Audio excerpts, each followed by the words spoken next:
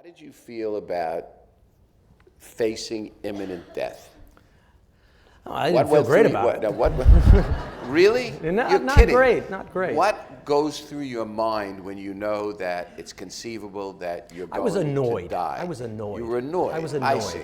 You weren't scared or frightened. You were annoyed. I was annoyed that these people were going to end my life. You know, that I think you think of from everyone's perspective, you think of your life as, well, it's the most important thing to you. That's true. That is, I mean, not going into family and children and heritage, but in terms of the way we are wired, we are hardwired for self-preservation. Right. So I wasn't so much afraid of the pain and the death and all of this.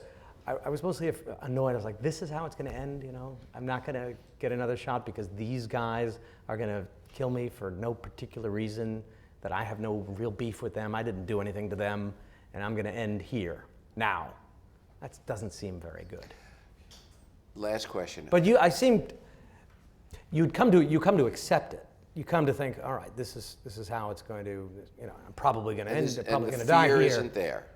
There's fear, but mine was more annoyance. Mine was like, you know, this is how it's going to end. This is really. How was NBC helpful in this whole process? Probably biggest helpful is communicating with my family. I would say that because I knew where I was, and I knew it wasn't great, and I knew, all right, sooner or later one of these guys is probably going to kill me unless things happen differently, and that's really very unfortunate. But for my parents, they didn't know. They didn't know where we are. Maybe we were already dead. Right. You know, maybe we were held. Maybe we were going to be transferred to some prison and be gone for years and years. So NBC was very responsive in talking to them, which was a great relief. I didn't know this at the time, but I'm very happy they did that. And they kept the thing quiet. Right. And I think that was useful as well, because I was doing my utmost to keep my identity a secret from the kidnappers. I didn't want them to know I spoke Arabic. I didn't want them to know that I was a pretty well-connected journalist in the Middle East. You know, I'd met Bashar al-Assad. I'd met almost every Arab head of state.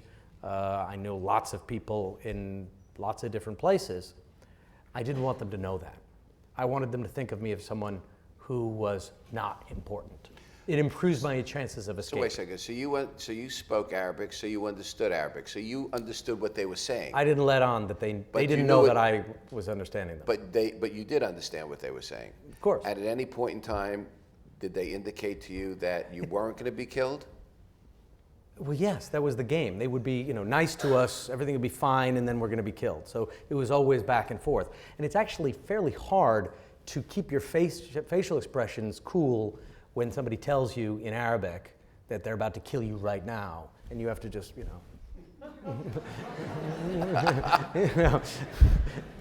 I don't know what you're saying, you know. Yes, I love ice cream, you know. You have to just think of, so you wanted to play this game because think if you have something, you have a briefcase, and it's got a few pieces of paper in there.